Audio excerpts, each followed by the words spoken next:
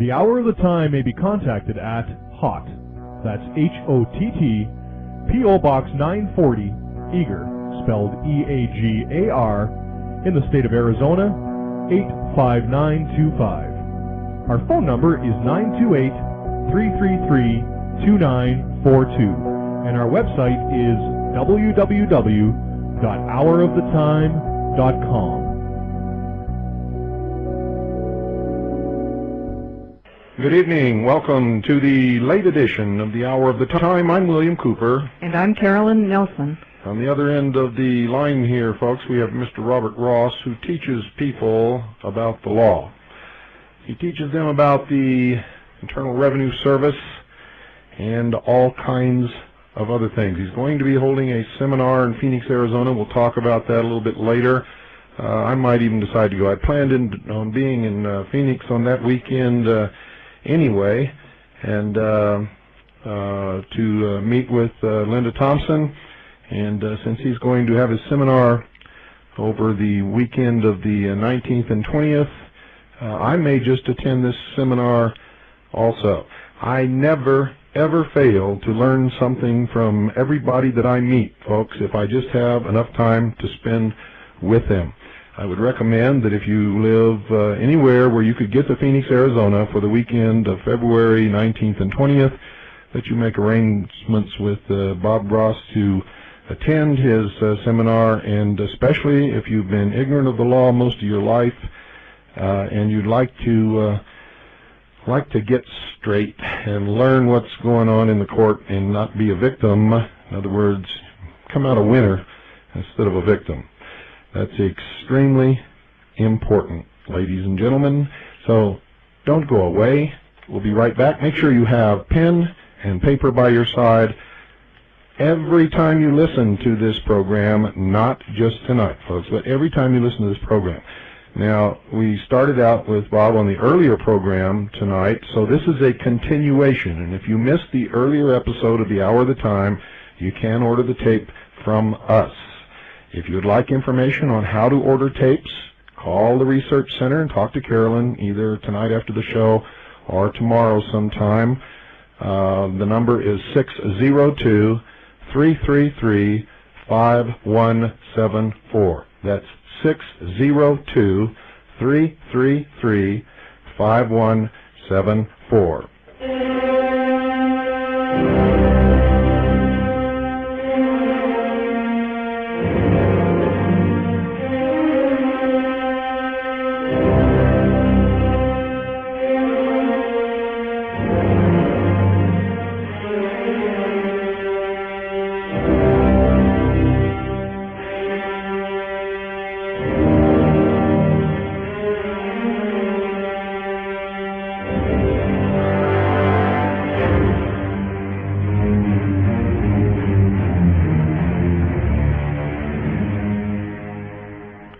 Welcome back, Bob. I believe that you left off talking about jurisdiction.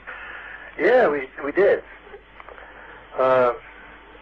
Jurisdiction, of course, is fundamental to all legal issues, whether you're talking about a tax case with the IRS, or whether you're talking about citizenship. What is the difference between a U.S. citizen and a state citizen? Or some people like to talk about non-resident aliens. Or whether you're talking about a speeding ticket. Now, when you talk about non-resident aliens, are you talking about the benevolent space brothers, or are those little gray guys that Whitley Strieber was writing about? That's right. Those little gray guys from Mars. None of them work for the IRS, I believe. I think you're right. They certainly speak Martian, which is another term I use when I'm telling people about legal terms and legal definitions. It looks like English, and the conspiracy, the real conspiracy that the Martians have arranged, is that their secret code looks like normal conversational English, but it's not. It's really Martian. I hope you all realize out there we're only joking about this stuff. I don't believe in benevolent space brothers, and neither does Bob. But you got to put a little humor in these things sometimes. That's right. But it certainly is another language when we're talking about legal terms. And for the benefit of those listeners that weren't with us earlier, legal terms can be defined differently than the terms that we use in our everyday conversation. And as we used an example before, that the United States, which all of us think means the 50 states, Arizona, New Mexico, Colorado, New York, all of the 50 states sound like, United States to you and me when we're talking about it. But in the Internal Revenue Code, and in fact in most of the federal statutes, the United States is defined differently, and it doesn't include Arizona. And they didn't just forget to leave it out. So that's what jurisdiction is all about. Jurisdiction is the key. How does the federal government, which the Congress limited in its jurisdiction to 10 square miles plus territories and possessions, and those 10 square miles are, of course, Washington, D.C., which, of course, listeners to your show know a lot more about than most people living there. That's true. How do we get under the jurisdiction of rules that were originally intended just for Washington, D.C.? So, first of all, I'll read the definition of jurisdiction in Black's Law Dictionary. I use the 4th edition. It's a little bit more complete than some of the later ones. They keep changing these dictionaries on us. And jurisdiction. The first thing it says is the word is a term of large and comprehensive import. I want you to realize the significance of that sentence.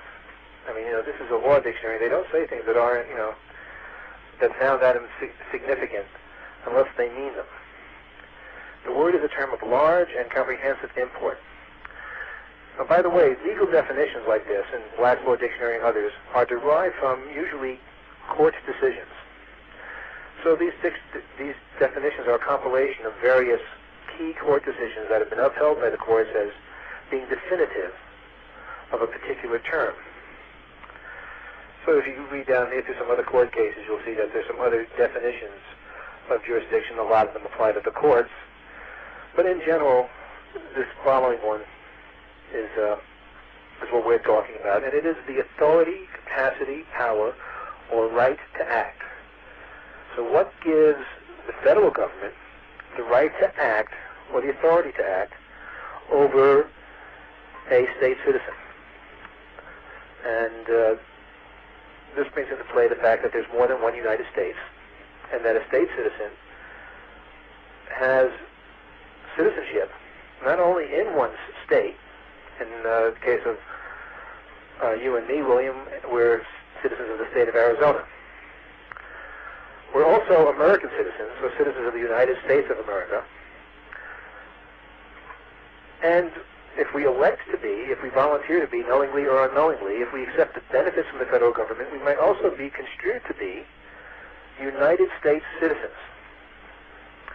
Now, William, before you knew better, have you ever checked off on an application of any kind for a loan or for a driver's license or for a voter registration, a little box that said U.S. citizen? Of course. I think probably everyone who's ever been born in this country and most people who've ever visited at one time or another have probably done that. Well, since you were doing that under perjury, probably, there's usually a little statement that says, you're signing this under perjury. If you're lying, you can get in trouble. You just volunteered to be a U.S. citizen. That's correct. And a U.S. citizen is something very specific. In fact, it is so specific that even the statement about perjury is different for a U.S. citizen than for a state citizen or a citizen of the United States. And this is like, something that anybody out there can go look up. if you go look up the rules of evidence in federal rules of evidence, and this is in Title 28. I won't give a page number or anything like that because it could be different in a different version of the thing, but it's Section 1746, Title 28 U.S.C. 1746, number 1. Now here's it saying, unsworn declarations under penalty of perjury. If executed without the United States, remember the definition of the United States in 3121 IRC applies generally in most federal statutes. Includes Guam, American Samoa, U.S. Virgin Islands, places like that, and Washington, D.C.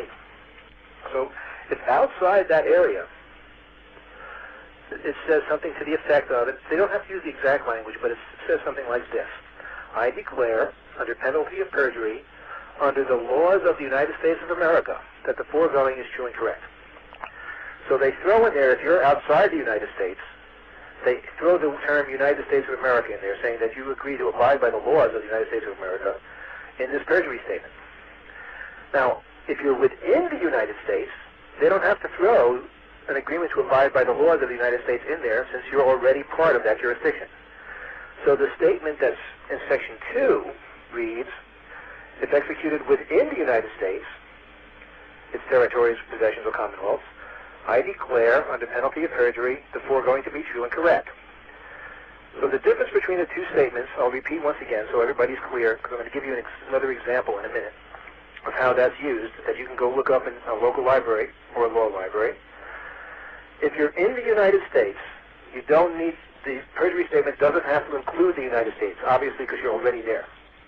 If you're outside the United States, in other words, in Arizona, which is an independent republic, they have to include in the perjury statement for federal purposes that you agree to abide by the laws of the United States of America, because otherwise you would be outside that jurisdiction. Now, the proof of the fact that they're not referring to Paris or France or Canada or Mars is when you go look at some forms that use the perjury statement, some federal forms. Now, the one I have here is for the U.S. District Court. Any of you can go out to the U.S. District Court and get a form, which is using the Return of Service form, and it's the Declaration of Server. Now, in the U.S. District Court in Arizona, say, the Declaration of Server is signing the following declaration. I declare, under penalty of perjury, under the laws of the United States of America, that the foregoing information contained in the Return of Service and Statement of Service is true and correct. So now they included the laws of the United States of America. The phrase that is only included in a perjury statement that is executed outside of the United States. Now you go into your district court in any state republic, and that's what you'll get. A form that, according to Title 28 U.S.C., is intended for use without the United States, proving, in their own words, in their own forms, that you are not in the United States when you sign that form. You're in a sovereign state. Now, it sounds more complicated than it is, but it's a very clear definition of jurisdiction and the fact that there's more than one United States. In fact, in Black's Law Dictionary, there are 3 definitions of United States. What are those, Bob? Oh, without going to look it up in Black's, just off the top of my head, one is the sovereign entity that the rest of the world sees as the United States. For example, if you're in France and you're dealing with the United States, there's a sovereign nation. The group of us is called the United States. It's a legal entity in international law. The second is the United States referring to the federal government. The United States that resides in Washington, D.C., as is defined in the federal statutes such as the Internal Revenue Code, Section 3121. Actually, it's defined right in the Constitution. In the Constitution? In the Constitution, yes. Yeah, I wasn't including that. I was just using Black's, which kind of combines all 3 different types of definitions. Mm-hmm. And The third definition, of course, is what everybody thinks the United States is, which is 50 states that got together in 1776 and said, well, it wasn't 50 back then, but said, hey, we're united. We're going to work together. And we'll create this supposedly little limited entity in Washington to run our international affairs for us. Well, it didn't work out that way, as you know. So you have to know two things in the law, very, very important to understand jurisdiction. One is who you are, and the other is where you are. Now, does anybody imagine that you can get anywhere in life without knowing who you are and where you are? And yet, when it comes to the law, we don't understand these very basic things. So the United States definition tells us where we are. We're in a sovereign state. Who we are becomes the next question. Are we state citizens, United States citizens, or citizens of the United States, which is three different things when you actually break down the law. And what you find out is that according to the Constitution, we are first and primary citizens of the sovereign republic or state that you live in. And for you and me, that's Arizona. Could be California or New Mexico or New York or Ohio and Idaho, any of the 50 states. Mm-hmm. Concurrently, go ahead. Concurrently, we are states of the nation. I mean, we're citizens of the nation. We're American citizens. Another term for it. The legal term is citizens of the United States. Now, some patriots are afraid of the term citizens of the United States. They think it gives the United States definition, the United States jurisdiction. The term that actually gives the United States definition, that gives the United States jurisdiction is United States citizens. That's correct. Let me read this clause from, excuse me, Article 1, Section 8 of the United States Constitution.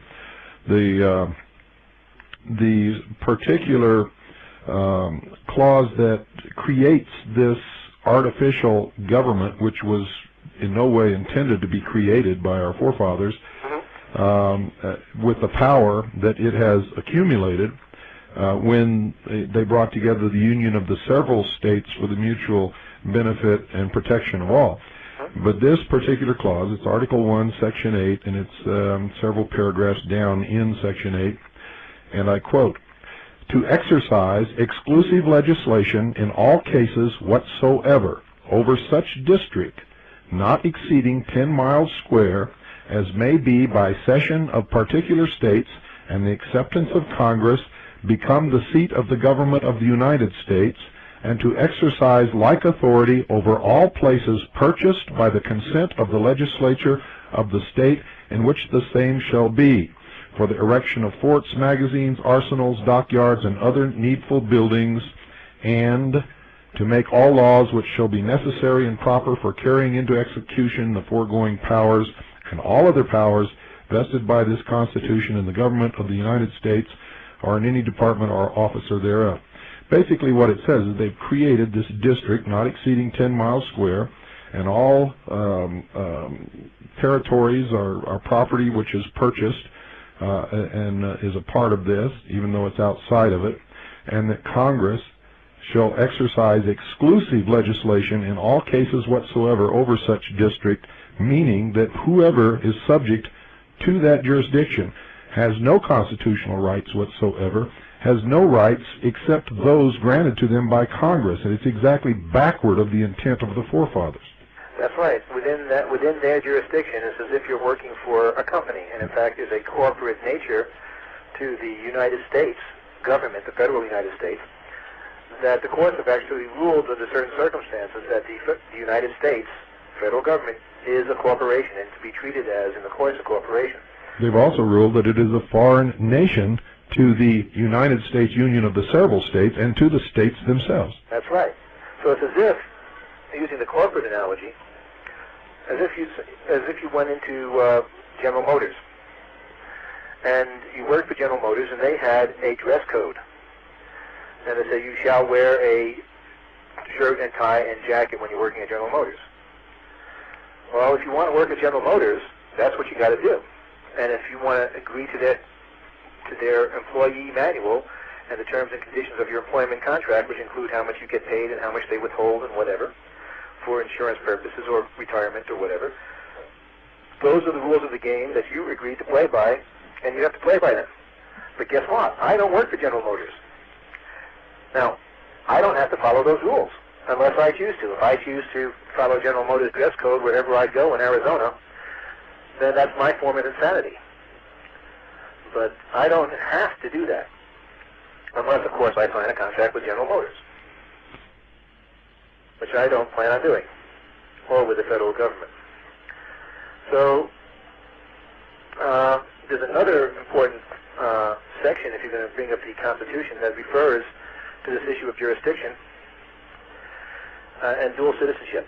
And it's very clear that there's a dual citizenship in this section. In Section 2, Article 4, Section 2, of the Constitution, where it says in the first sentence, the citizen of each state shall be entitled to all privileges and immunities of citizens in the several states. Can you see the dual citizenship inherent in that? Of course. So there's both, you have both the rights of a citizen in each state, and you have the rights of the citizens of all the states. Two different things under the law. Mm-hmm. The law is very clear and very precise. And when used properly, without abuse, that clarity and precision helps keep things clear. When used abusively, it can be used to hide the truth, to deceive people, and the like. And in the case of the IRC, as we pointed out in the first show, it's clear that it was intended to be read by the average person, and the average person would, of course, read the definition of United States or read the use of the term United States throughout the IRC and, believe that it was referring to them. Because it says United States. Oh, that must mean me. But it doesn't. Now, how did we get to the point where the United States government, federal United States, can construe that you are within their jurisdiction? That's not you, William Cooper, but those people out there who haven't taken the steps necessary to get out of that jurisdiction. Are you asking me? No, I guess it was a rhetorical question. I answer myself. But we give away our jurisdiction. And we talked about this a little earlier, but we give it away by ignorance. See, the courts and the federal agencies involved do not have to inform you when you give away jurisdiction. They don't have to tell you what the jurisdiction is.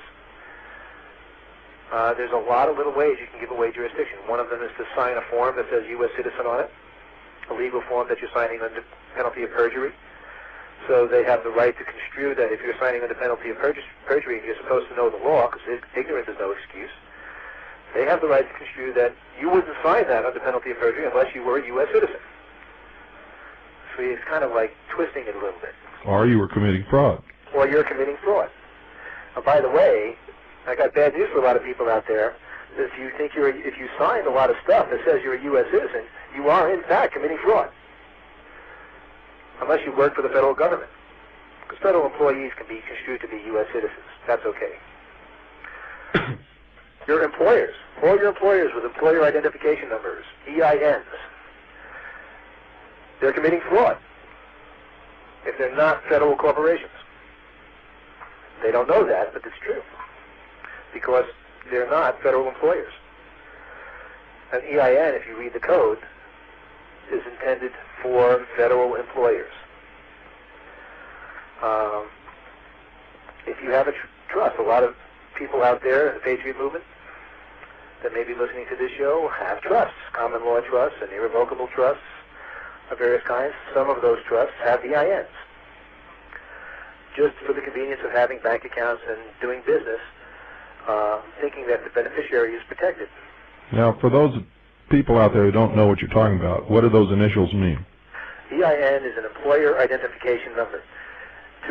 It's the equivalent of a Social Security number for an employer. It identifies the employer as a federal corporation, an employer of federal employees, mm-hmm. and allows them to withhold taxes and Social Security from your paycheck if you're a wage earner. Well, those trusts and companies and stuff like that that are chartered in the state or in common law jurisdictions, if they have a federal employer's identification number, that is a fraud. And signed under penalty of perjury.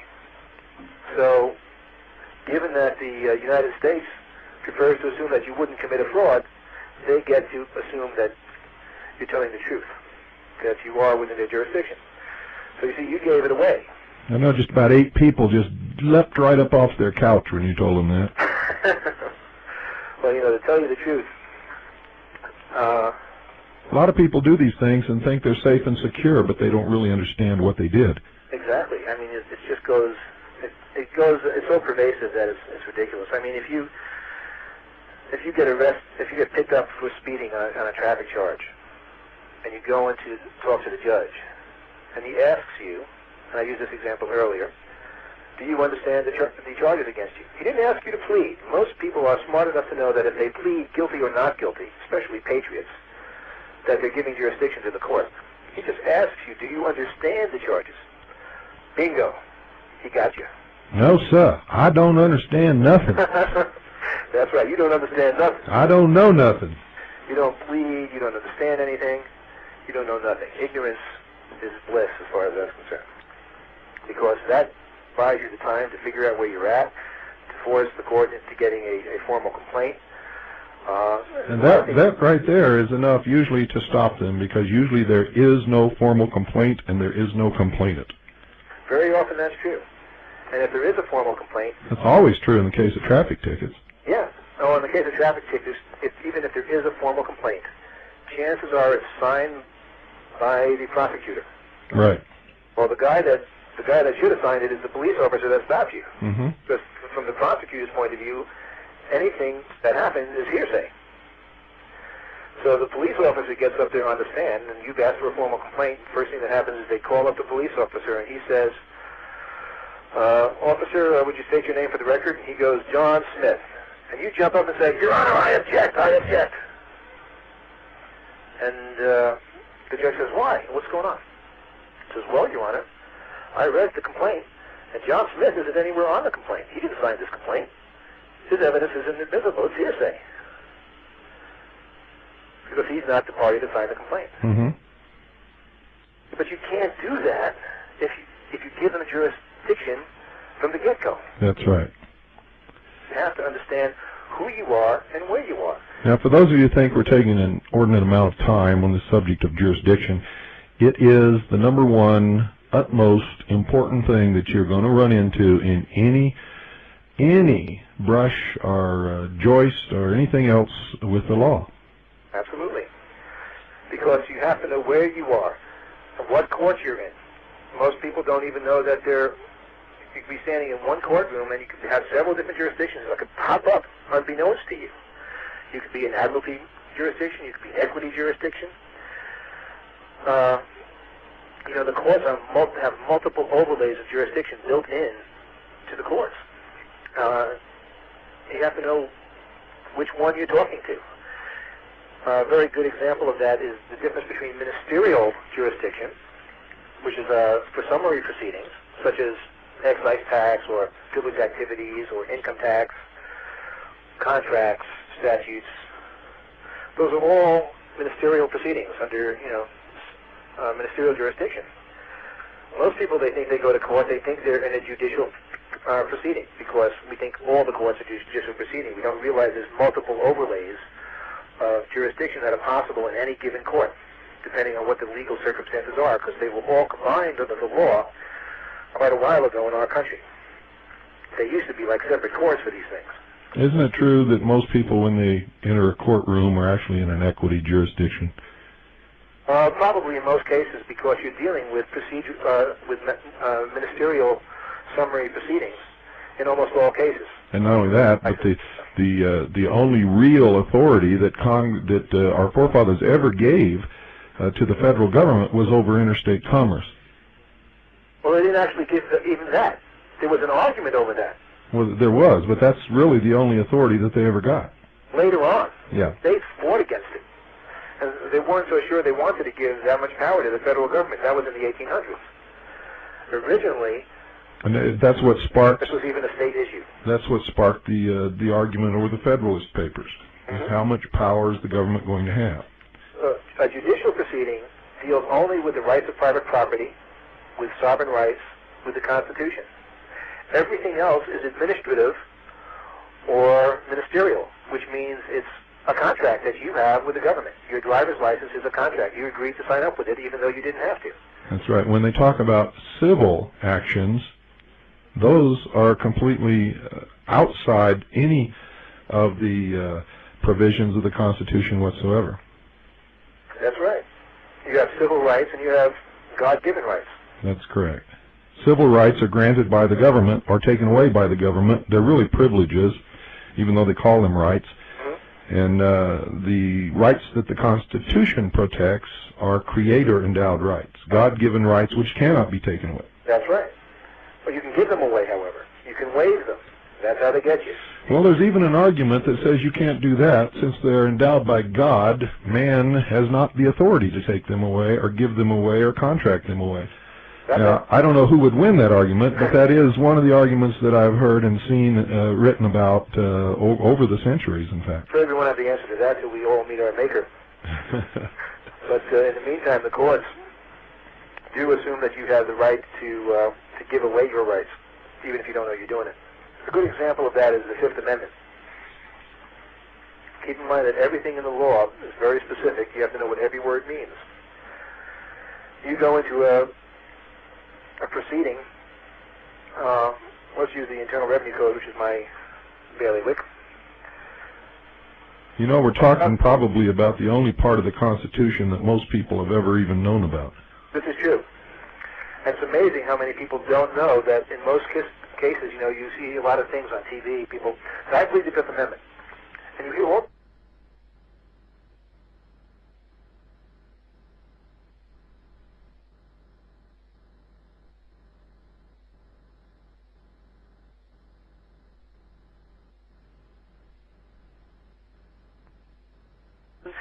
there are whole volumes and volumes of stuff like this at state law level and at the federal law level, and they go step by step, by teeny weeny tiny little baby steps. And in every one of those steps, if you make a mistake, you can blow it. You can give somebody jurisdiction that they didn't have before you took that step. And the Fifth Amendment is a good example because everybody years ago used to file Fifth Amendment returns and say, I don't have to file this return because, you know, I'm giving away information that could be used to incriminate myself. So they send in a return and they write Fifth Amendment returns on it. That was very popular in the 70s and early 80s. And a lot of those people, years later, lost their homes and went to jail. Were they wrong? Not really in principle. They were wrong procedurally. They didn't understand the full effect of the law. They were also claiming a right that they're not due as citizens of the United States or United States citizens. That's true. That could be construed that way. But even for American nationals or anybody, when you fill out a return, you are admitting that you have, even if you don't fill out the return, you just send it in. The act of sending in a return or having a return is an admission that you have records. And the courts have ruled that if you admit that you have records, then that admission is itself a waiver of your rights. Just like in the driver's license case, where if you get in front of the judge and you admit that you understand what he's saying, you waive your rights to challenge the jurisdiction. In a 1040 form, the mere act of having the form sent in is an admission that you have records and that they have jurisdiction. So you waive your Fifth Amendment rights right there. Let me explain this to our listening audience just a little bit. The reason that you lose jurisdiction when you send in a return, whether or not you fill it out or anything else, if you send that return in, you are complying with their requirements. And since you complied with their requirements, you have then admitted that they have jurisdiction to make those requirements upon you. Therefore, they have jurisdiction upon you, the whole you. for whatever their requirements in full may be. So this is something that people don't understand. I know people who were perfectly safe, had done everything right all the way down the line, couldn't be touched until they were called one day and asked to come in just to have a talk about the legal points that they were basing their case upon, and they actually went down to the IRS office and went in for the appointment and sat down at the desk and gave them jurisdiction by that action. Exactly. I have a guy that just called me today. Somebody from the IRS sent him a case from the tax court intended to scare him off on some legal points that I've educated him about. And they covered some of the legal points I educated him about, and he was all freaked out because all these points were thrown out by the court as frivolous. And I said, of course. Can you imagine why? Can you guess why? So what is the jurisdiction of the tax court? Tax court, by the way, in 601.102, Code of Federal Regulations, that Code of Federal Regulations specifically excludes employment taxes from the tax court, and of course self-employment taxes. Well, most people wouldn't know that. Most of us, I think, we're dealing with employment taxes, don't we? We don't realize that the tax court doesn't normally have jurisdiction over employment taxes. So when you go into the tax court to argue a case on employment taxes, you're going in to play by their rules. So that poor person that went in to make those arguments went into a court that didn't acknowledge the existence of those arguments. They were a moot point in that court. Those rules that they were arguing were monopoly rules, and they were dealing with chutes and ladders or something. It's also not a constitutional court, and that's why so many people who try to argue constitutional issues in a tax court get sent to jail for contempt of court. Well, when they actually study the Code of Federal Regulations, the only issues that the tax court is supposed to decide are issues of how much you owe and how you should pay it. That's the only thing they're supposed to decide. That's right, and when you get there, that's the only issue there is. Anything else that you bring up is contempt of court, or could be construed to be. Of course, because they're not designed to do anything else except decide how much, how fast, and how high. And that's what people don't understand. People have come to me for advice when they have been summoned to go into tax court. And my advice to them is to immediately file their motions in a United States District Court. And invariably, they won't do it. They'll go into tax court and try to do it, not realizing that the advice I gave them is the correct advice, and they can't make those arguments when they get to tax court. It's too late. That's right. It's like, the tax court is basically an arbiter between you and the IRS. They can arbitrate the issues of how much you owe and the assessment and but they're not empowered to argue legal issues or constitutional issues. So once you accept their rules, you're accepting that the legal issues are no longer, in effect, are no longer the matter before the court, or in what they call subject matter jurisdiction. You've given all that up. You're now there just to argue how much you owe. So when you go into a situation where the judge expects you to argue how much you owe, and you say, well, Your Honor, blah, blah, blah, blah, Constitution, he says, wait a minute, we're not here to talk about Constitution, we're here to talk about how much you owe. He doesn't do it in those words, so you never quite figured out what hit you. But that's what's going on. So there's a lot of little nuances you have to understand to understand who you are and where you are, and that's what jurisdiction is about. They want you to forget who you are, you see. Now, you and I, Bob, have both studied the law, and I don't know about you, but when I first decided that I was going to stick my head into the law and find out what it really said in there, I was pretty intimidated, and I thought it was going to be some monumental, difficult task. And I found out that it's not difficult at all, but you have to pay attention to every single detail. There's actually a phrase called black letter law. And what it really means is a fundamental principle of law, that the law is to be interpreted literally, exactly what's there, the black on white. And if you learn how to read the black letter law, you have a chance at turning the situation around in your own individual case. If you don't know how to read the black letter law, then you're at the whim of, the prosecutor or whoever else, because the court, the judge, the jury, whatever it is. Because they may or may not know the black letter law, but they will have more standing than you in court. Now, there's something else we've all discovered, is that if you go into court and you demonstrate to the judge that you understand and know the law and can present a good argument with good points in law and filed good briefs and good motions, that the judge, when he wouldn't help anybody else, will sometimes help you out. He'll have respect for you. They actually like that.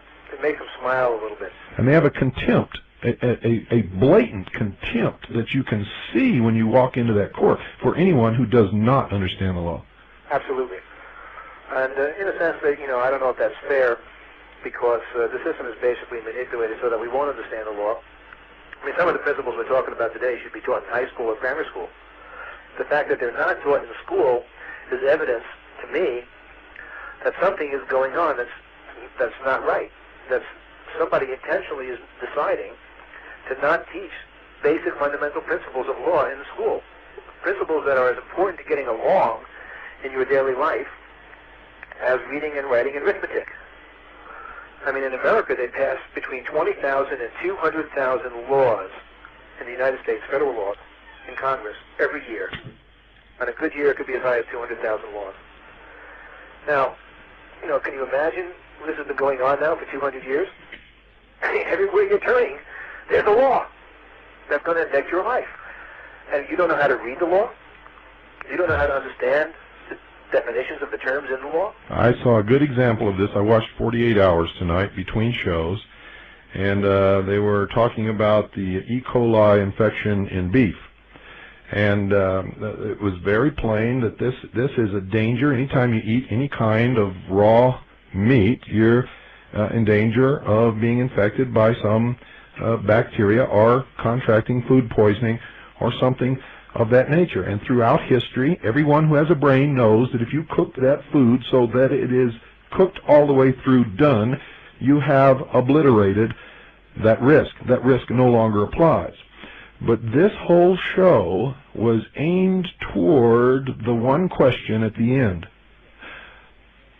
What steps has the federal government taken to stop this spread of E. coli infection?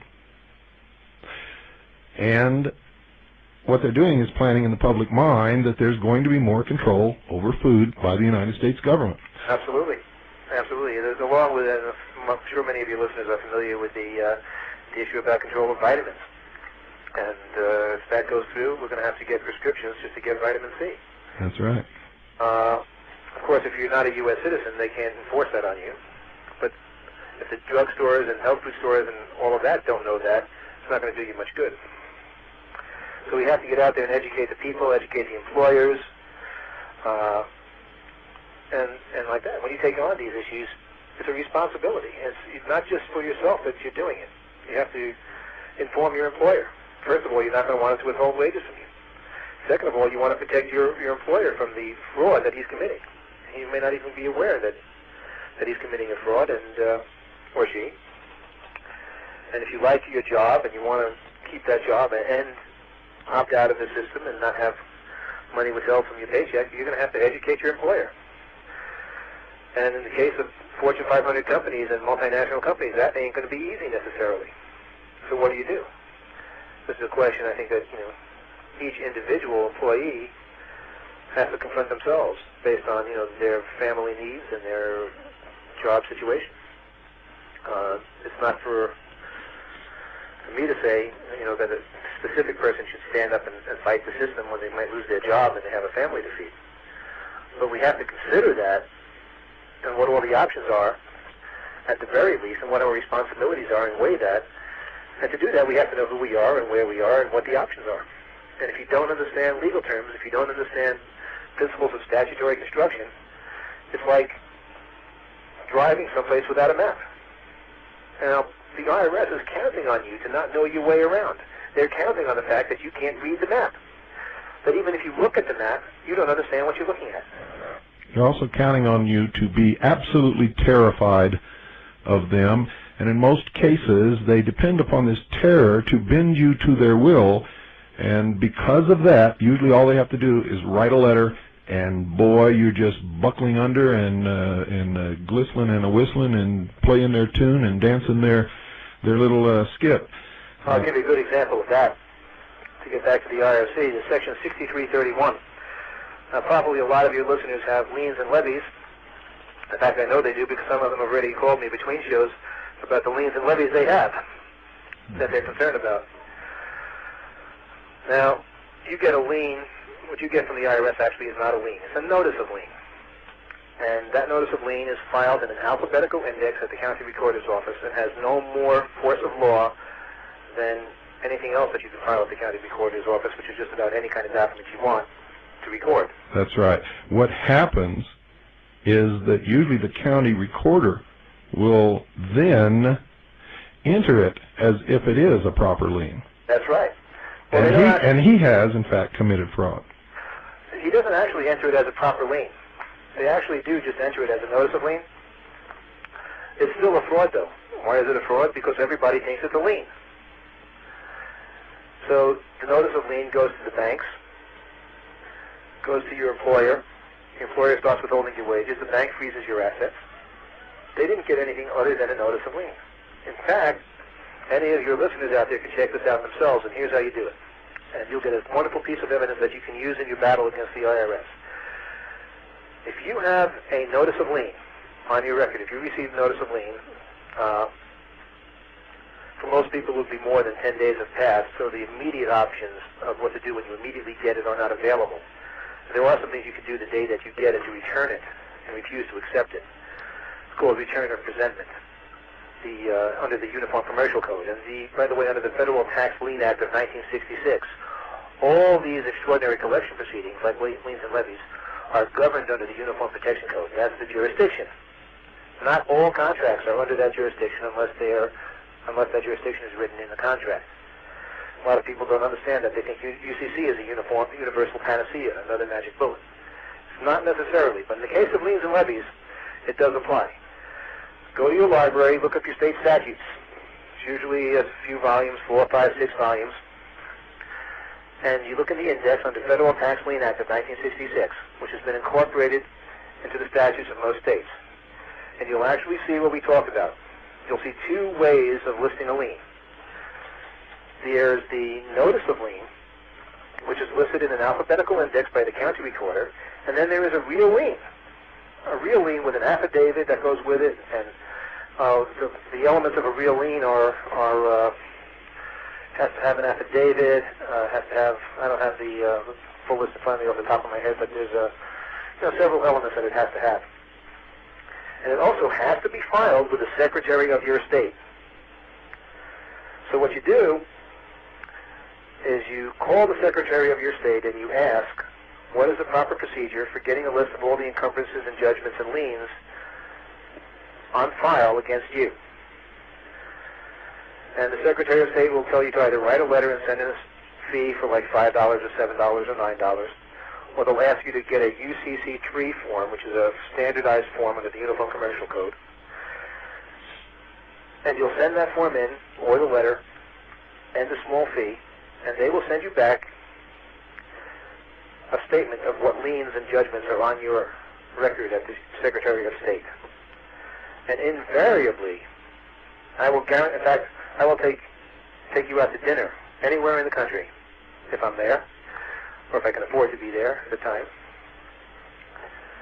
If you get anything back from the Secretary of State, from the IRS, that says you have a lien from the IRS. And the reason is for that is there's a lot of reasons for that. But basically, under the law, the IRS is not empowered to actually produce real liens. If you look at 6331, number one, the first thing you'll find out is, if you recall from the earlier show, that a statute has no force of law without a regulation in the Code of Federal Regulations. The statutes are broad authorizing language of the law. That's how they're defined in the law, broad authorizing language. They require regulations written by the Secretary, in this case the Secretary of the Treasury. In the case of transportation statutes, it would be the Secretary of Transportation. They have to write specific regulations to itemize exactly how they're going to enforce those broad authorizations in the statutes. Now, the Secretary, of course, can't write authorizations for anything that would be really unconstitutional, so they don't. Even though the statute might look like it's there, the Secretary has to be more careful about the authorization, about the regulations. If you look under the regulations under 6331, which is liens and levies, there are no regulations. In fact, I have a document here, I don't have it in front of me, but if anybody's interested, I'd be happy to provide the citation, or I could provide it to you, William, and callers can get it. Mm-hmm. Well, basically what that means is if there are no regulations, then there are no liens or levies, and that's why they file notices of liens and not real liens. That's right. And when you look, they actually had, a couple of years ago, they had a regulation before Congress to actually create a regulation for that, and it was voted down. Yeah, but at the same time, they're operating fraud, they're creating a fraud, perpetrating a fraud, and they're operating under the color of law, which is a crime in itself, and you can charge them with that crime. And actually, I've seen people take these agents to court who file those liens and sue them and have the liens lifted before they ever got to court because they don't want it taken into court. That's right. Although you do have to really know the court procedure to do that properly, because people can get into trouble if they do that improperly. Like if you try to file some of the common law liens that Patriots have been filing over the last year or so. No, that's not what I was talking about. I was talking about actually suing an agent of the IRS for leveling a notice of lien on your property and perpetrating a fraud and operating under the color of law. Right. So be sure when you do that you know what you're doing. Yes. Oh, well, be sure when you do anything, you know what you're doing. So a lot of Patriots have gotten into trouble by using the wrong kinds of suits in the wrong kinds of jurisdictions, and then the court either throws them out, or some Patriots have even gone to jail for frivolous lawsuits. Using 6331 as an example, I'll throw in another interesting legal principle. A lot of people talk about the Internal Revenue Code as being prima facie or non-positive law. And this is an area I just want to clear up because everybody says, oh, it's not positive law, it's not really law. I don't have to follow it, it's just administrative rules. There's a lot of misunderstanding in the Patriot community about what non-positive law is or prima facie law. And it's a good example, again, of the black and white character of legal understanding and legal principles. Prima facie means on the face of it. The reason there's a lot of Latin terms in the law is because Latin is a dead language. It doesn't change anymore. It's dead. What it means is it looks like it's an elephant. It's really a duck. Well, what it means is on the face of it, it means it's law until somebody proves that it's not. That's what I said. Well, you see, most people think positive and negative. There's positive law, and that's law. There's law, and then there's things that are not law. Well, there's this in-between thing called evidence of the laws, or prima facie law, also called non-positive law. Well, it's not just out of the blue sky that they pull this evidence of the law out. The evidence of the law is based on what's commonly referred to as the U.S. statutes at large. The U.S. statutes at large are all the public laws that people vote on in Congress, that Congress votes on, over time. Some of the laws go back to the 1800s. And when they take all the laws and they just put them down in the Federal Register or whatever chronologically, that's the statutes at large. But when they take the laws and they codify them by subject matter, so that we can kind of refer to them easily by subject, they take all the laws that are in the statutes somewhere in the statutes at large, and they put them together in one place, and then they codify it, which means they kind of reword it so that it kind of all fits together properly. Then it becomes a title in the code, like the Internal Revenue Code is Title 26.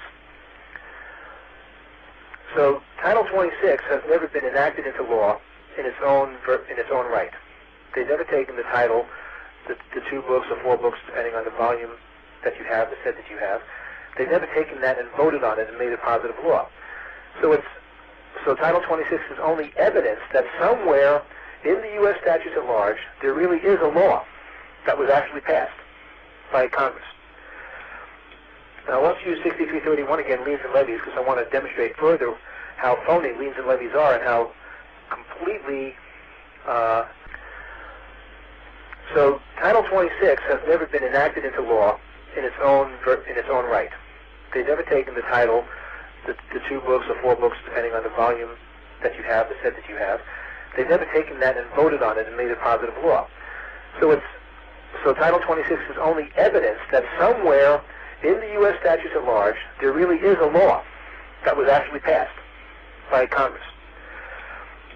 Now let's use 6331 again, liens and levies, because I want to demonstrate further how phony liens and levies are and how completely deceptive and fraudulent this whole system is. Well, we're gonna have to save that for another night, Bob, because we're just about out of time. I want you to give the information on how they can reach you about your seminar that's coming up in Phoenix, and then I have to do a spot for Swiss American. Okay, well, just 10 seconds then. 6331 goes way back into the 1800s, 1866 actually, when it was written in a law to collect taxes on distilled spirits, cotton, and tobacco. So it doesn't apply to anybody. Now, I can be reached at Boston Tea Party Enterprises, area code 602-282-5653. My name is Bob Ross, R-O-S-S. My next workshops I give a 2-day workshop, which basically teaches fundamental principles of law, so that you can understand the issues before you go to anybody that's going to give you a system for getting out from under the IRS, or for becoming sovereign, or for becoming a common law citizen or a state citizen, or whatever the system you're interested in. None of those systems provide enough education. You really need to learn the law in an unbiased forum, and that's what I try to provide. The workshop is called What the IRS Doesn't Want You to Know. It's 2 days, and I have 3 scheduled next in the Phoenix area right now. And they're February 19th and 20th is the next one. And I have one in mid-March and one in early April. Why don't you give your number a couple times again, just for the people who might be slow out there. I tell them always have paper and pen by their side, but there's always a few dummies out there that never listen. So why don't you repeat it a couple more times so if they're running around looking for a pen, they can write down your number again. Okay, it's area code 602-282-5653. That's Bob Ross, Boston Tea Party Enterprises, 602-282-5653. Well, well, thank you, Bob, for all the wonderful information that you've given out tonight on the early show and on this late version of the Hour of the Time, and we'll talk to you later. Thank you, Willie. Folks, if you're sitting there listening to all of this, you've been listening to the Hour of the Time for some time, then you know how much you've been scammed, and you know what's coming down the line. People are beginning to wake up across this country, and as they wake up, they're going to create a lot of questions that have to be answered. The answer is going to come in a form that none of us are going to like. I can assure you of that. These people who are bringing about the New World Order have gone too far, too fast, and they have too much to lose to give in to anybody so easily as that. So just asking questions and taking our problems into court ain't gonna get it, folks. There will be no political solution, and there will be no relief in the courts. Relief will come to individuals only, not to the nation, I can assure you. You need to protect yourself against the inevitable consequence of all of this. Call Swiss America Trading now, 1-800-289-2646. That's 1-800-289-2646. As always, don't ever believe anything that you hear on this show or anywhere else unless you have investigated it yourself and can confirm it in point of fact. Listen to everyone, read everything, believe nothing unless you can confirm it in your own research. Good night, and God bless you all.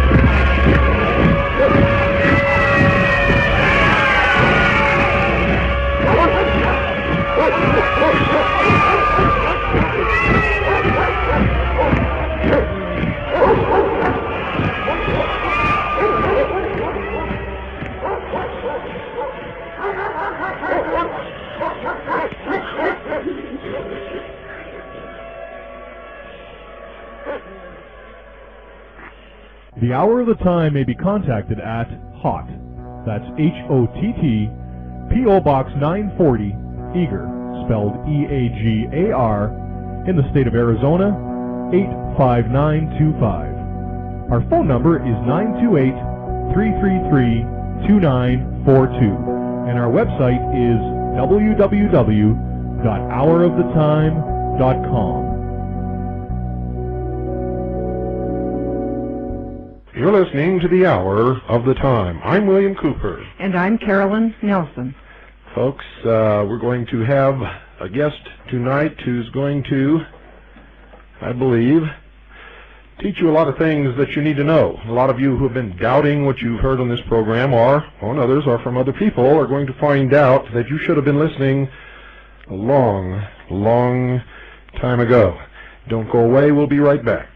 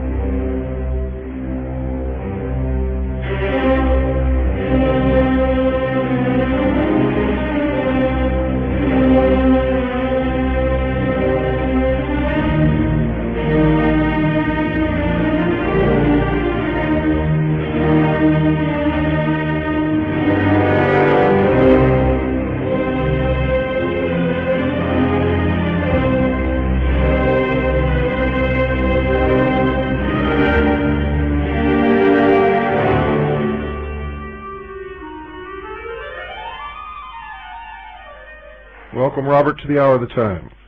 Hi, William. How are you? Fine. Why don't you give our listeners your background, tell them who you are and what you do, and then, as we discussed earlier, teach them a few things. Okay. Well, my name is Bob Ross, and I work with an educational organization called Boston Tea Party Enterprises, based in Sedona, Arizona.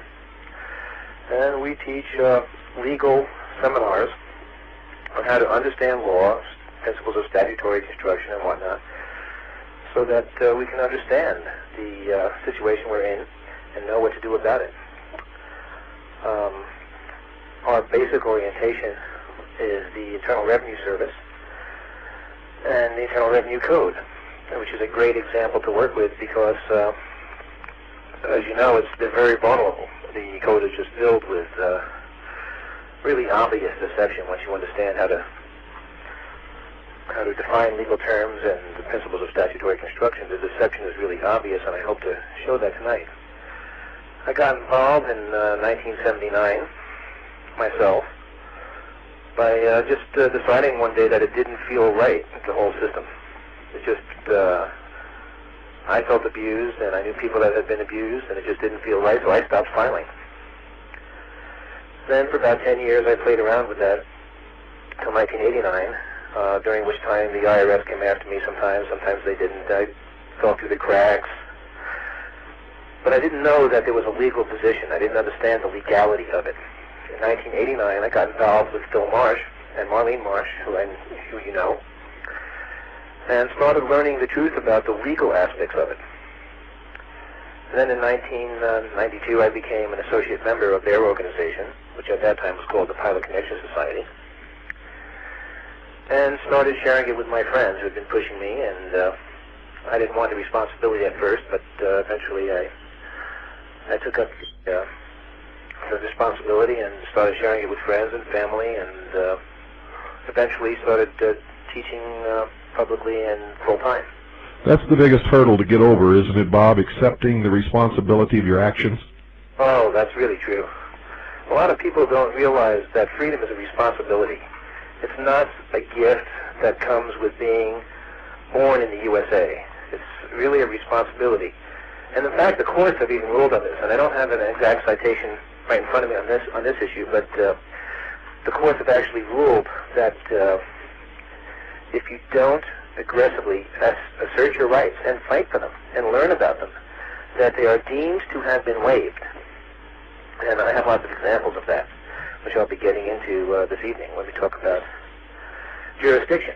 But just one brief one, for example, what a lot of people don't know, is that, I'll say you're driving down the highway and it's late at night, you're a little sleepy, and you just go a little bit fast, and you're not watching your speedometer, and you get pulled over. A lot of people don't realize that the minute that that police officer pulls you over to give you a citation, you are under arrest. That is actually an arrest. And you are actually within the jurisdiction of the court from that moment. And the minute that you do anything, you are giving the court jurisdiction. And that the citation is handed to you as kind of like a, if you read your state statute, you'll find out that a citation is in lieu of the arrest. That they let you go after having arrested you, giving you this citation. There are lots of little things like that that we don't know in the law that affect us. I'll be getting more into jurisdiction a little later. But to start out with, the whole thing boils down to understanding that the way you and I talk, just conversationally like right now, is very, very different from what words mean in the law. And there's a very important legal principle behind that. That's actually a perfectly sound principle that gets distorted by the way the words get twisted. And the reason for that is most people don't know that words are different in law than they are in conversation. They can actually make no mean yes and yes mean no. In fact, they can, absolutely. That's black and white. So you read it and you read yes, so you go ahead and do it, when the meaning in the law, actually, according to the definition of that particular piece of legislation or ruling, might mean no. You could get yourself in big trouble. That's right. They can make black mean white in a particular section of the code. And they do that a lot because they know that you think that black means black, so they redefine it to mean white. And this is a legal principle called substitute of phraseology. And it's a valid legal principle. And the reason it's valid when it's not abused is because conversational speaking, as you know, changes from day to day, from year to year. What's hip talk now is very different than what hip talk was when I was growing up in the 60s, as a hippie. And we said, yeah, man, and, groovy is out. Now, tubular is in, or something else. You're younger than I thought you were. Groovy was after me. Well, don't want to give away too much here, except for the secrets of the IRS. But the language, popular language, changes. So the law is written in such a way that it stands still. It doesn't change with the vagaries of time and social stuff and stuff like that.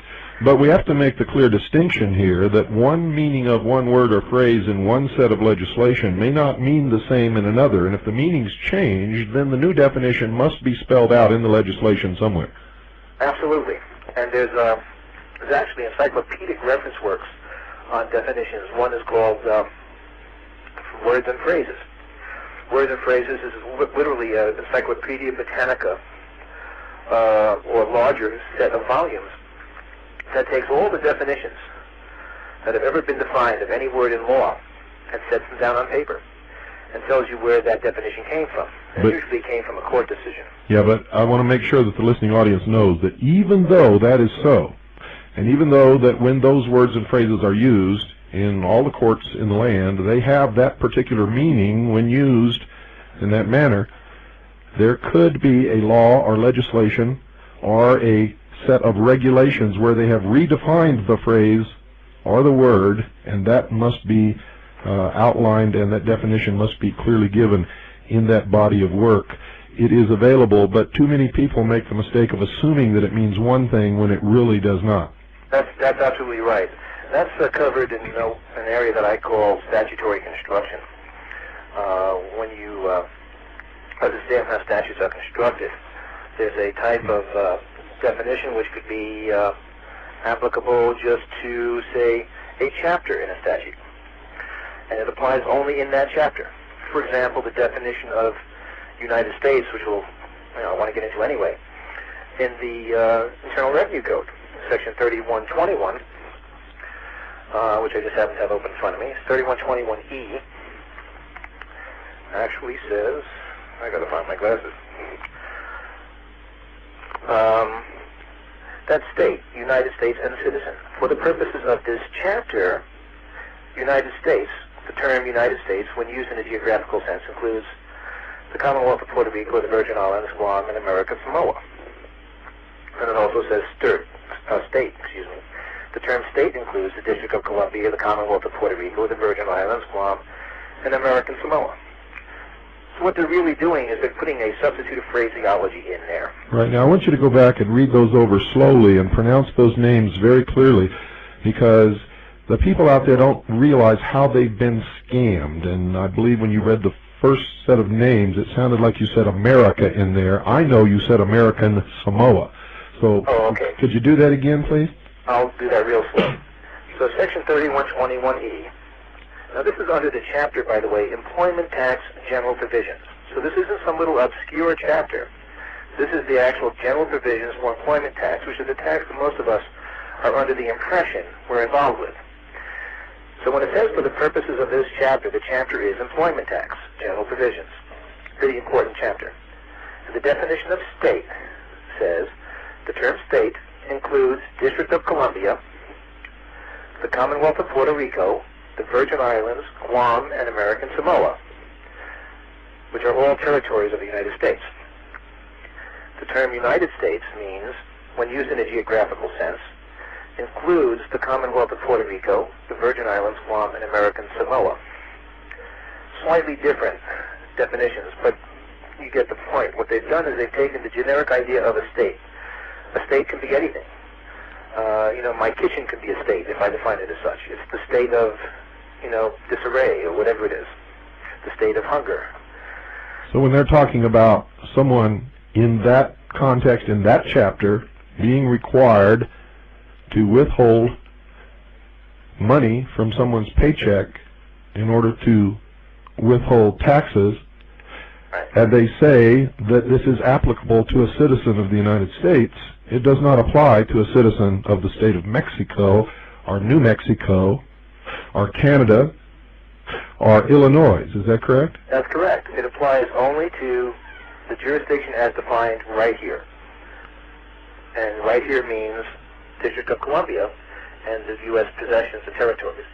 Now the reason for that is that the federal government in the Constitution was given very clear jurisdiction over Washington, D.C., which was 10 square miles originally. They can create all the laws and regulations for Washington, D.C. that they want. They can't do that in a sovereign republic, which is also called a state in the way you and I speak. So in our speaking, we refer to states as, the sovereign republics, California, Arizona, New Mexico. But state also has a generic usage, which means France is a state. Any political body. Political body is a state. And what they've done is they've defined state very specifically here to mean the District of Columbia kind of state. Now we know they don't mean a sovereign state because the District of Columbia is not a sovereign state. In fact, they would like to be and have been unsuccessful at getting any legislation passed that would make them a state. But they never define this when they go to employers and say, why aren't you withholding taxes from your employees? If they're citizens of the United States, you must withhold taxes. Is that correct? Right. You see, because a citizen of the United States tends to be like a federal employee or somebody that actually lives in Washington, D.C. So those are the people within that jurisdiction, and the government is within its rights to collect taxes from those individuals. And it's a type of an excise tax. It gets really convoluted at this point if we jump around too much. So I don't want to jump too far afield of just making the point that the definition in the terms of the way we say United States in conversation, when we think 50 states are, united, is a different definition than the definition in the Internal Revenue Code for the chapter employment taxes, where that definition applying just to that chapter has a very limited and specific meaning.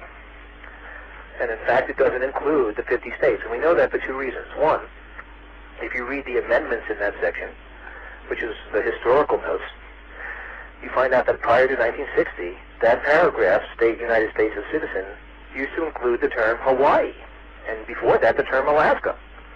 And they took it out right around 1960. When they became states, they were taken out. They became sovereign republics. That's correct. They had to take it out because they no longer fell within the jurisdiction of the United States, the federal United States. And also, there's another section, I think it's let me just look it up real quick here. See how easy it is, folks? All you got to do is read the darn thing. Bah!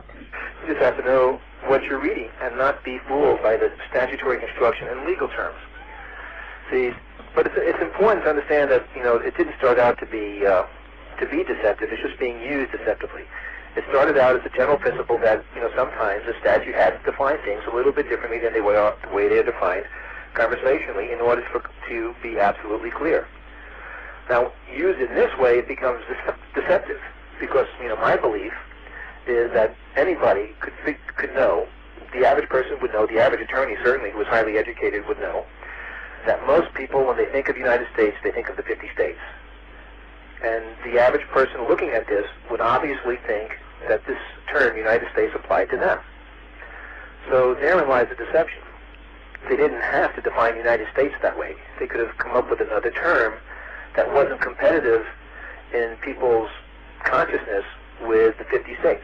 And that's where we part ways here, Bob, because where you don't think it was intentional, I know within my very soul that it was intentional from the very beginning. Oh, I do think it was intentional. What wasn't intentional was the original principle that, you know, definitions in law may be different. Oh, I see. Yes, you're right.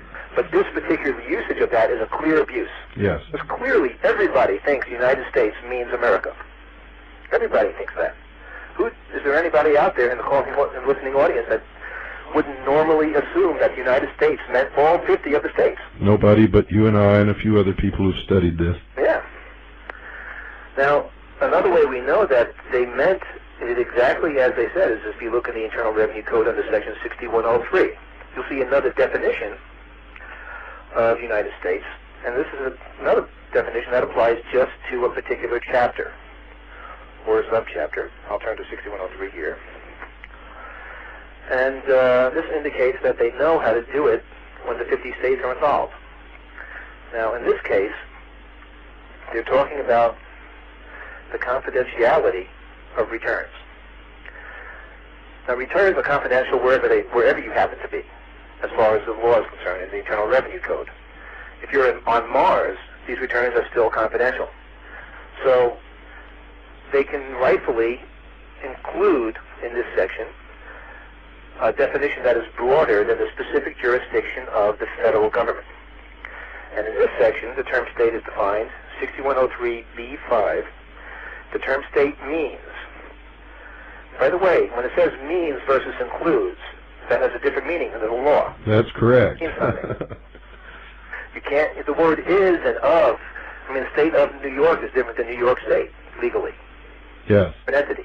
What really tripped me up when I was first beginning to study these things, and not just the Internal Revenue Code, but other particular points of law, when I came to find that when it said such and such includes Ohio, you'd take that to mean that there's a whole bunch more plus Ohio. When you really find out what it means, Ohio is the only thing it's talking about. That's right.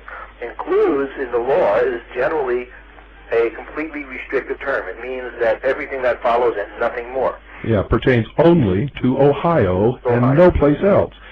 They're really good at using words to deceive people in the law, and a lot of people out there are performing acts and doing things and paying the government money that they should never have done, been a part of, or paid.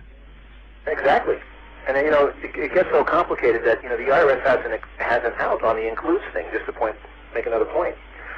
7701, which defines includes, says that includes doesn't necessarily exclude anything else. Which kind of throws another monkey wrench into the thing, doesn't it? Well, what it means is includes has no meaning whatsoever. Until you read the Code of Federal Regulations, which enforce the statutes. Right. Which is yet another thing which we'll get into a little later in terms of legal principles. Because, you know, statutes have no force of law unless they have accompanying regulations that give them the force of law. That's correct. So the law is actually the statute plus the regulations, and the courts have ruled clearly of that a statute that doesn't have regulations is not a law. And a regulation that doesn't have a statute also, of course, is not a law.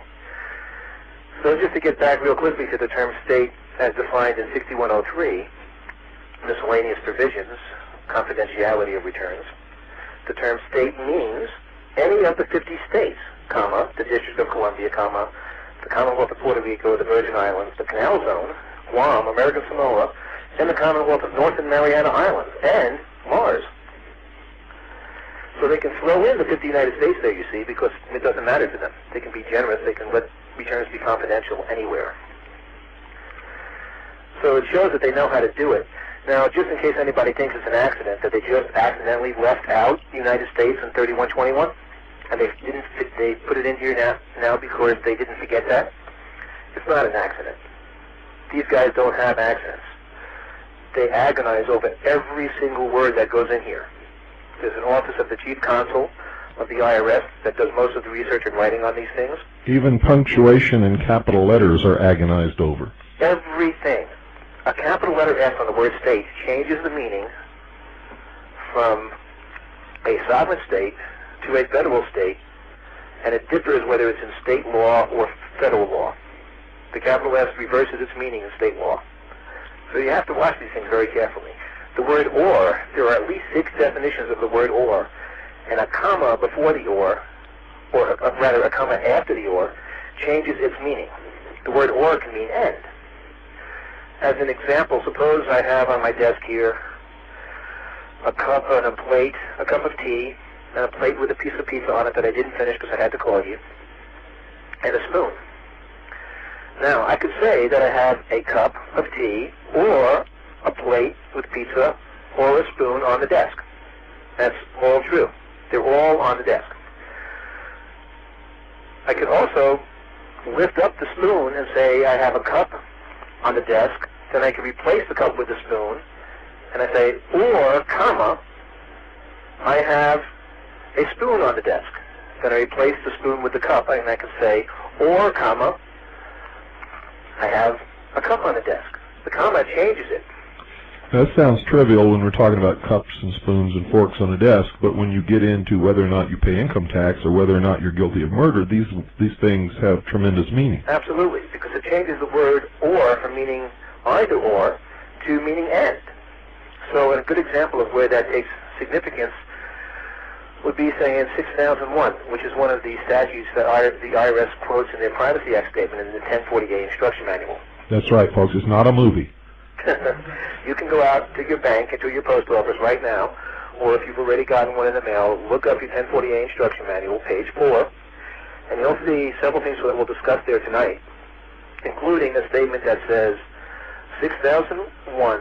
I might as well actually read it. Let me open it up here, page 4. Yeah, please do, Bob. If you don't, people will get confused.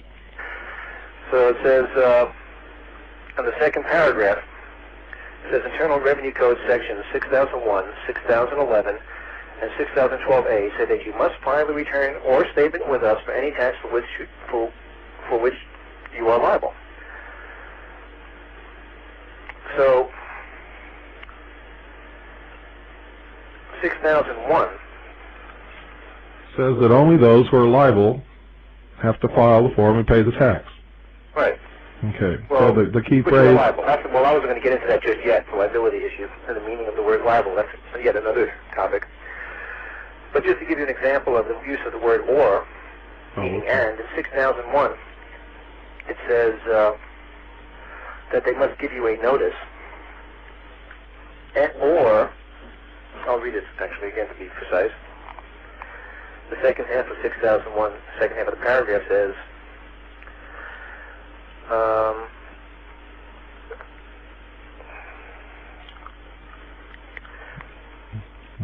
Dead air's a no-no, Bob. Pardon?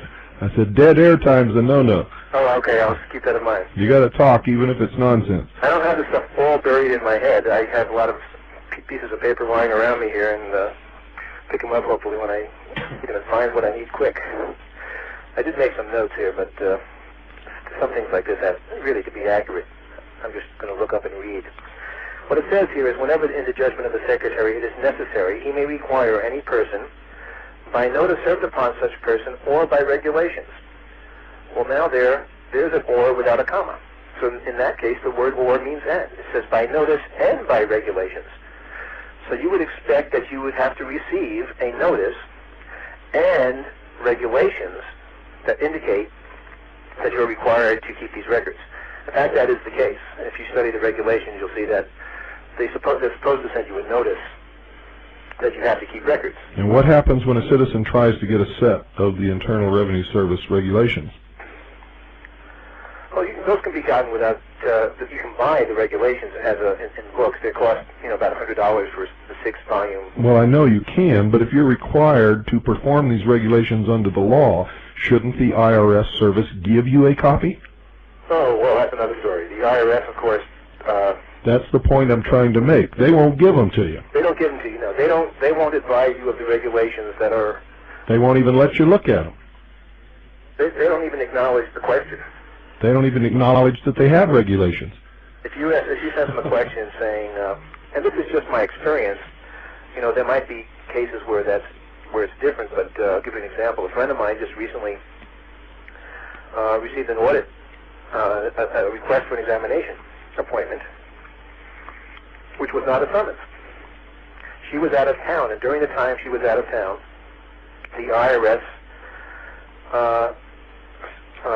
decided that she was being non-compliant and sent her a 30-day letter disallowing all of her deductions for that time period. While she was still out of town, the 30 days ran out, and they sent her a statutory notice of deficiency, which was almost run out by the time she got back. She was gone for quite a while. And the entire procedure was completely illegal. So she wrote them back a letter after I kind of sat down with her and showed her places in the Internal Revenue Code that covered her situation. And it was clear that the only way they can do all of that is if the initial examination was required by summons. And of course there was no summons. It was received by ordinary mail. So they were operating under color of law. They were operating under color of law. So she sent them a letter saying, being very cooperative. And I told her to, stay cooperative, at least for the time being, because there was no point in being viewed as a tax protester. Just asking, well, gee, why did you guys do all this? There wasn't any summons or anything. Could you please cite the regulation and, of course, the statutes that give you the power and authority to demand an examination from me without a summons? And, of course, they ignored her, saying, well, we'll see you in tax court. Which is also, of course, silly because, as most people probably don't know, but the tax court doesn't have jurisdiction over employment taxes. And that's very clear in 601-102 in the Code of Federal Regulations. The Code of Federal Regulations specifically excludes employment taxes from the tax court.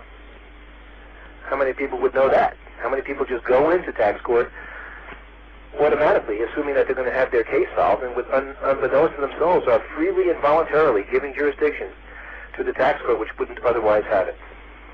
Well, I can assure you there are a lot of people out there right now feeling very, very dumb at this very moment. And but we don't want you to feel that way. We want you to learn from this so you don't have to repeat the mistakes that you've made in the past. A lot of you out there are guilty of being hoodwinked, hooked, hoaxed, scammed, and you've had your money stolen from you. The whole thing is, that we've been asleep. And while we were asleep, somebody was kind of raiding the refrigerator. And then some. They walked out with, your living room and your, why not? Because, you're asleep. And there's nobody to, sound the alarm. And it happened very slowly. It's like not anybody's fault that, people are asleep. It happened very slowly over time where, these powers that be that are doing this and, they're doing the kind of things that you've been talking about and, over the last few weeks, very slowly snuck up on us. They started before the Civil War, when the Civil War was manipulated as a means to erode state autonomy and also to try and get a central bank. They failed at the central bank, but they did erode state autonomy. A lot of people don't realize that Lincoln actually signed, prior to ratification, a 13th Amendment that would have given the states the rights to have slavery if they wanted to. Yeah, Lincoln had no intention of freeing the slaves, did not believe that freeing the slaves was right, and if they were freed, he believed that they would all have to be shipped back to Africa or the whole thing wouldn't work.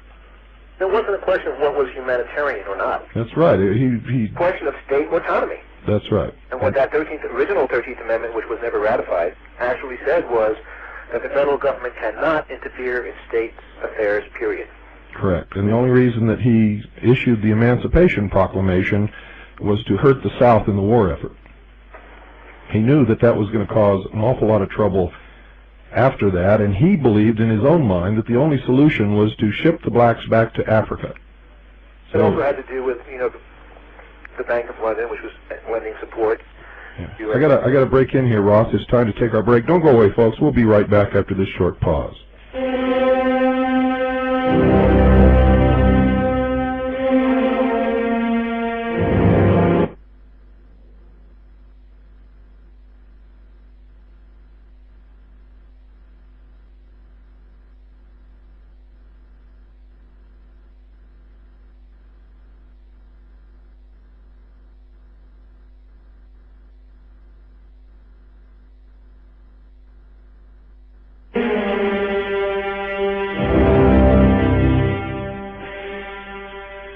Ladies and gentlemen, as you listen to this program each night, 2 hours a night, one at 5 p.m. Pacific, another one at 9 p.m. Pacific. I'm getting confused over these time zones.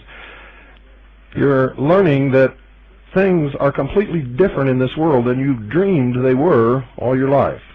Different than you've been living your life. You had no idea that what you're hearing on the hour of the time was ever a possibility in this country where we live.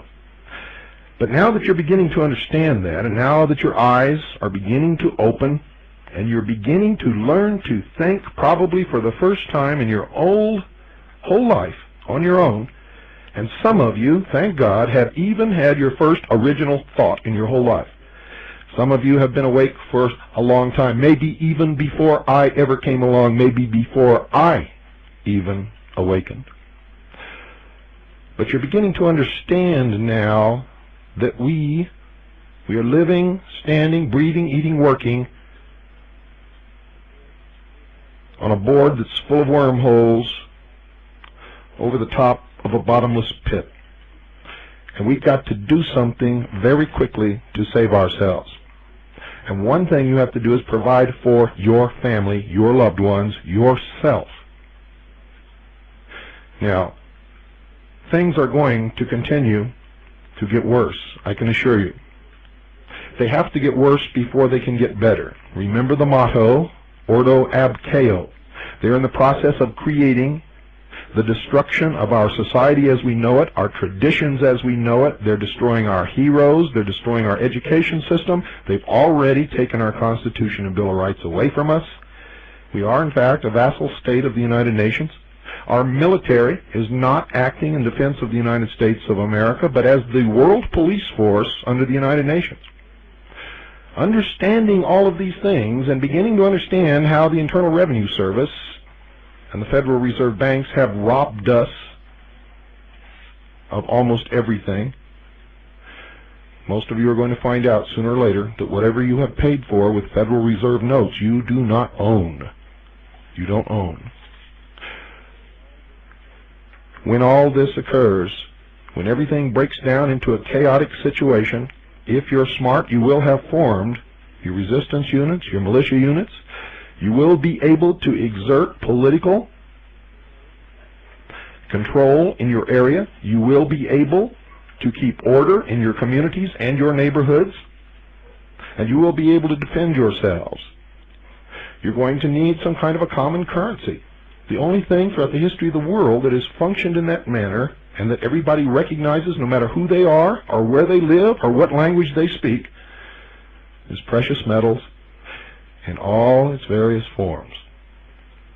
Our sponsor, Swiss America Trading, provides non-confiscatable, non-reportable hard assets that you can use in these situations to protect everything that you worked for all your life and to make sure that you and your loved ones have a roof over your head, something warm to eat in your belly, and you have an opportunity to survive. People who don't take those steps are going to find themselves in a very, very dangerous, volatile, and destructive situation.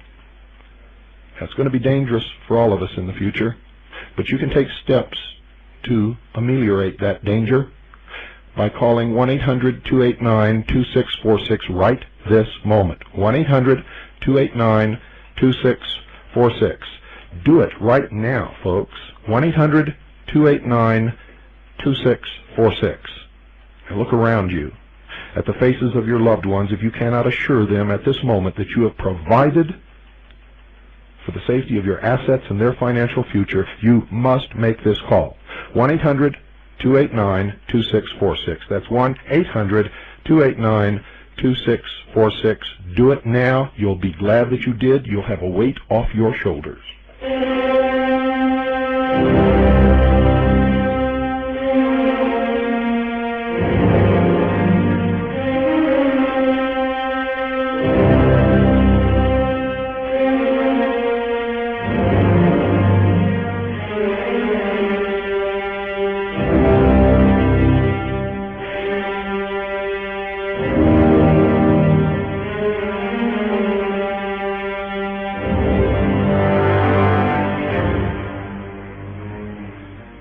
Well, Robert, you are going to come back on the later episode of the Hour of the Time later tonight? Yes.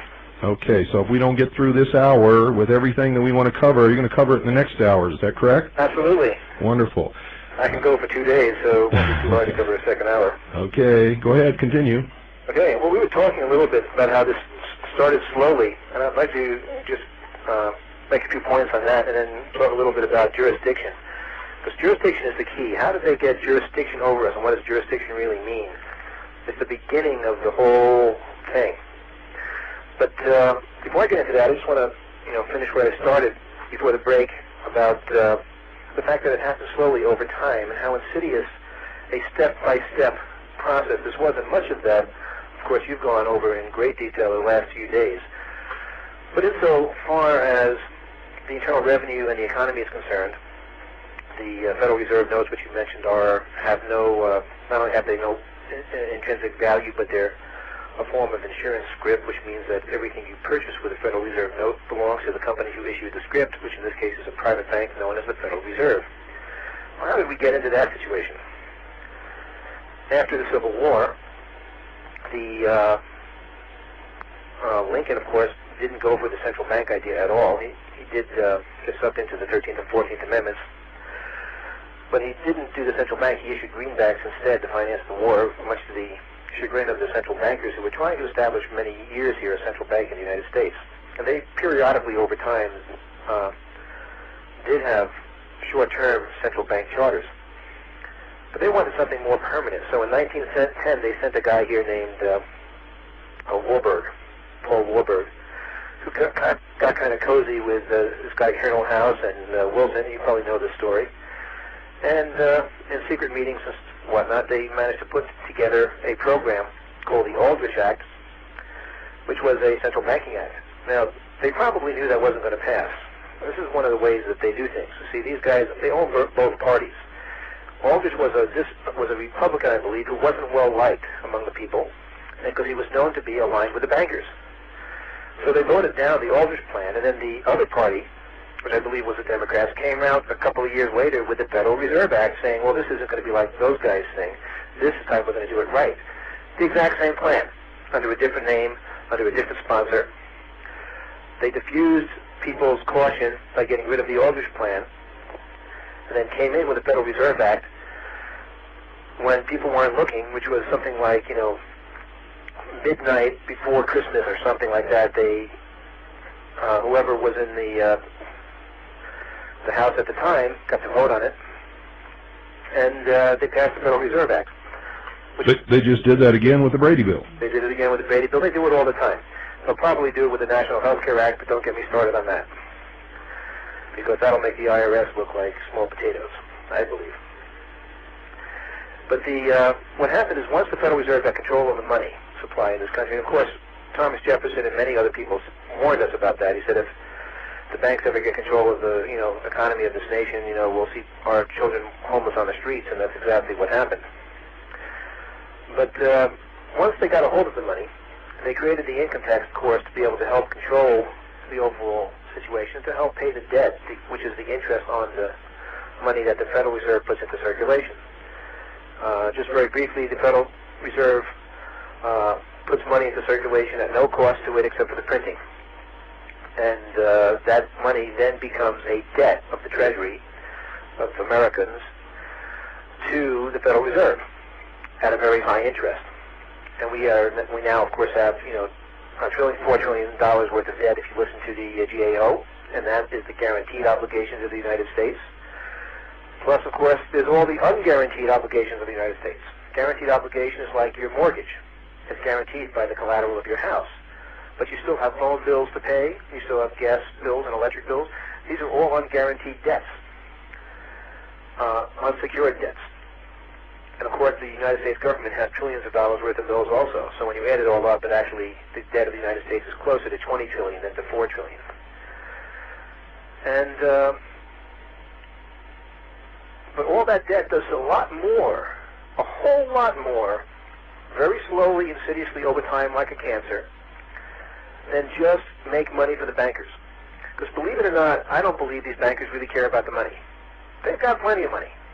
These guys, and you know who they are, and people listening have heard the names before. I don't want to be a name dropper, but what they care about is the collateral. They care about the collateral, the real estate, which is one thing. They also care about a lot of other things that this debt allows them to do. See, the debt has all kinds of wonderful results from their point of view. For one thing, for example, and I'll get into some of the things, I didn't listen to your entire series of the last couple of weeks, but I'll mention some things that you may or may not have mentioned. A lot of people don't realize that high debt creates a national emergency. Oh, wait, don't go into that, because that's coming up. That's coming up, yeah. Oh, well, suffice it to say that we've been in a state of emergency since, the 20s or 30s. And a national emergency, an actually declared emergency that hasn't gone away for 40 years. And for those people that like to look up things, just I'll let them look up Senate Report 93-549, where you can find the state of, where they actually discuss the history of the states of emergency we've been in for 40 years, under which most of the constitutional rights of the people have been admittedly, by the Senate, stripped. Gone. They're gone. And of course, we filed bankruptcy way back at that time. Another thing they did back at that time, under those kind of, once they had control of the economy, is they eliminated the United States Treasury by public law. And I don't actually have the citation for that in front of me. That was around the 1920s or 30s. They just eliminated the U.S. Treasury. There is no U.S. Treasury. The Secretary of the Treasury is actually the receiver of the bankruptcy. You probably have all this in your documentation coming up. Yes, but to short circuit this, so we can get back to what our subject is tonight, is that the goal is total control and total ownership. And that means that they will end up owning every single piece of property, not only in this country, but probably in the world. And the citizens, anyone who has a birth certificate registered with the Department of Commerce, Department of Human Resources, is then indentured to pay the debt. So they become slaves of this eventual New World Order. That's right. It's really a means of controlling economic policy and private property. And if you study the Founding Fathers, you'll see they say things like private property is what creates freedom. Take away private property and you create slavery. And the difference between a slave state or a communist and socialist state and the free concept of our Founding Fathers was the ability to own private property, which was that I want to read you the definition of private property here in Black's Law Dictionary, 4th edition. As protected from being taken for public use is such property as belongs absolutely to the individual, and of which he has the exclusive right of disposition. And never before in history has a country been founded on that principle of private property. When you have private property, you have freedom. When you don't have private property, you have socialism. It's as simple as that. And the IRS, and the significance of why I focus on the IRS is because it attacks that very principle. And significantly, of course, as you'll probably point out when you go over the bankruptcy and other material about the economy, that the IRS is currently working for the International Monetary Fund. And that's who pays the bills. Which is a branch of the United Nations. Right. And, they work through the United Nations Agency for International Development, and you probably have the public laws that people can reference on that, under the Division of Human Resources at the United Nations, and the Office of Personnel Management of the United Nations. And this is all in public laws, in our own laws, not just in the United Nations treaties, which is another legal issue, that treaties supersede the Constitution, and if you enter into enough treaties, you have no Constitution. This is the consummate treason. The ultimate treason has been committed, and traitors are furthering it every day, supposedly working for our benefit. They are actually working to destroy us. That's right. But there is still a solution, as you know. The solution is education, educating ourselves, which is a source of power, and knowing what to do about it. The law still has some effect. Basically, as you pointed out in your series, the guys that did this to us can't afford for the common man to find this out yet. They have to kind of they've done all the legal groundwork, but they have to kind of take the guns away slowly first. Even though they've already passed plenty of laws for unilateral disarmament, they can't enforce it until there's a popular opinion behind it. Right. They're in the process of creating what they call a consensus of opinion among the populace, which will make it politically incorrect for someone to own guns, and when they see their neighbors frowning at them because they have a gun, they will eventually, the theory goes, buckle into social pressure and give up their weapons. They did it with cigarettes, for example. Now, cigarettes, I don't smoke, and I don't think cigarettes are healthy particularly, but they've legislated and enforced a point of view where, cigarettes are no longer politically correct. If you light up, even outside someplace, people look at you, Uh-huh. And they'll do the same thing. It's not that hard. I don't watch a lot of TV, but I do like to watch enough to kind of see how they're programming the people so that I can watch out for it. It kind of gives me an insight into what the current plan is of these guys. Every major news show, CNN, all the news shows on ABC, NBC, and CBS, and all the morning news shows in particular are really good at this, Good Morning America, and those shows. They're all talking gun control, gun control, gun control, and it's always about safety, anti-crime, violence in the streets. It's always children that are getting killed. Yeah, versus hunting. Nobody on any of these news shows has dared to mention the original reason in the Bill of Rights for guns. Well, some of them I don't think really understand or know those reasons. The others have sold out. Yeah. So, but it gets back to jurisdiction. As long as they can't afford for us to find out the truth as a nation, as a whole, we the people, the legal system still basically functions, and it's founded on the Constitution. It doesn't function well. It's complicated. It's convoluted. It's overburdened. In some cases, like in the Internal Revenue Code, it's clearly deceptive. But if you can decipher it, and if you can learn the little ins and outs, you can protect yourself and stand up for your rights on a legal level. And if you do that as a group, you become very powerful.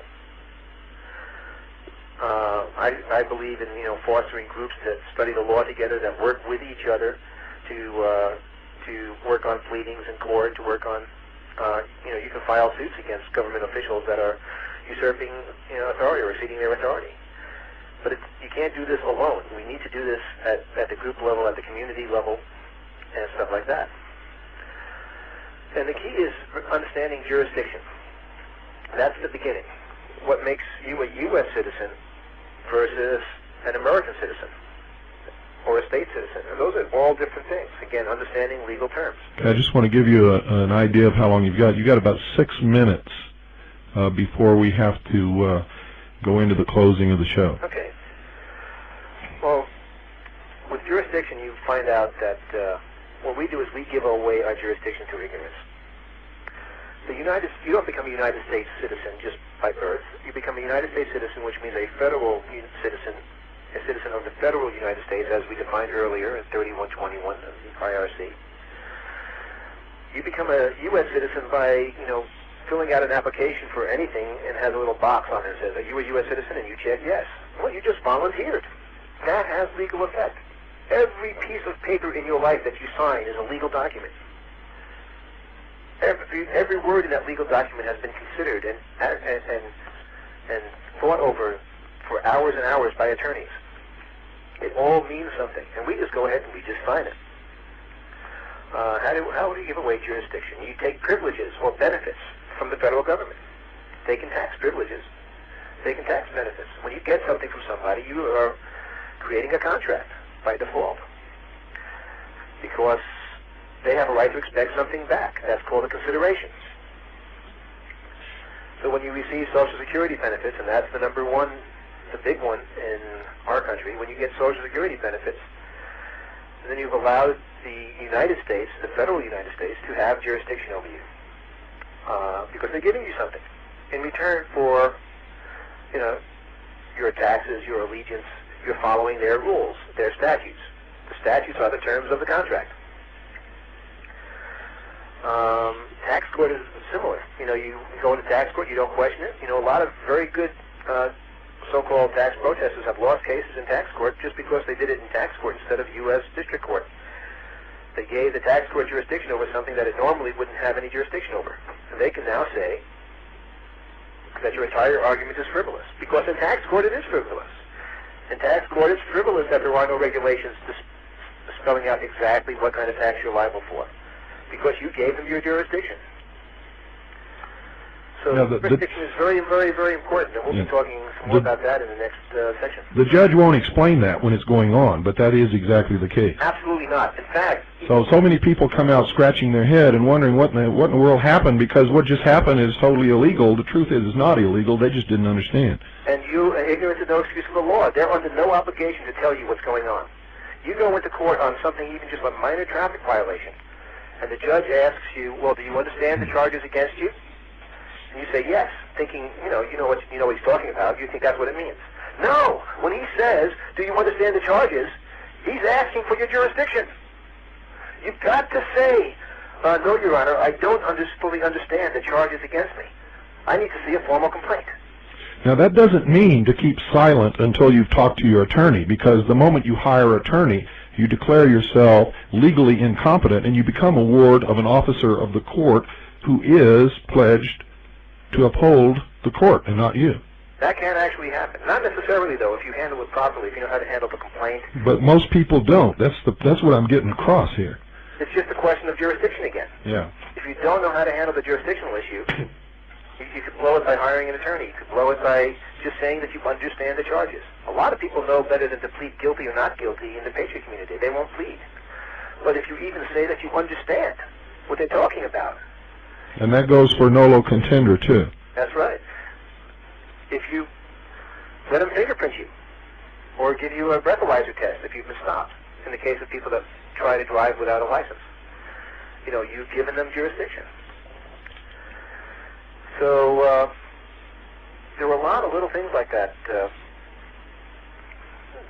that we must understand, so we don't get into the area in which they have power, so that we maintain our own power. And there are ways to do that, legal ways, and you just have to understand the terms that are involved, the difference between a special appearance before the court and a general appearance before the court, for example.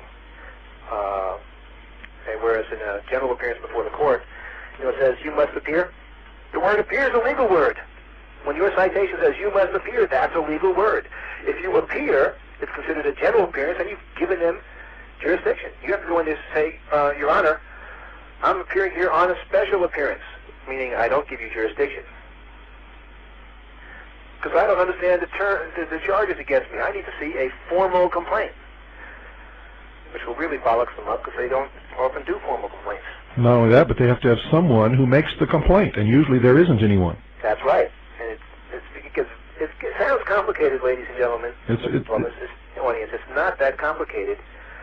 We're throwing at you a lot of stuff very quickly to give you an idea of how convoluted it is and how the system has been twisted intentionally. That's right. You should not go away from this program and try to apply any of this. You'll get yourselves in trouble. You should find someone, a good someone, who teaches constitutional law and who teaches these things, like Bob Ross, and learn from them. Attend classes. There are some classes that I'm giving in the Phoenix area. Hopefully there are some people talking about getting some classes going in other areas. Right now I have classes scheduled in Phoenix in February 19th and 20th coming up, and then again in March, mid-March, and early April. And I call it what the IRS doesn't want you to know. But as you can tell, it's about a lot more than just the IRS. It's about your life, it's about your country, it's about your family. It's about taking back your rights and understanding the law. And what I teach is an understanding of the law. I don't give you any magic bullets. I don't have any magic bullets. The only magic bullet out there is for the people to understand, learn, and educate themselves and band together to stand up for their rights. That's right. So if you learn these things and you learn then to apply them, and all of us begin to do that, then we begin to exert some power. Instead of us being afraid and living in fear, the traitors will become afraid and live in fear. Right. Now, should I give my phone number, or do you want people to contact you if they're interested in any of those? No, go ahead and give your phone number. Okay. And you got to do it real quick because we're out of time. You can reach me at Boston Tea Party Enterprises. The area code 602-282-5653. That's 602-282-5653. Now, we wrote that number down, so if you didn't have time to get it, call us. You'll hear the phone number of the hour, the time at the end of the show, and I'll give it to you right now, 602-333-5174. Call Carolyn. She'll give you the number if you didn't have a chance to get it. If you live in Arizona, attend these classes. I might be there myself. Good night, folks, and God bless you all. Good night.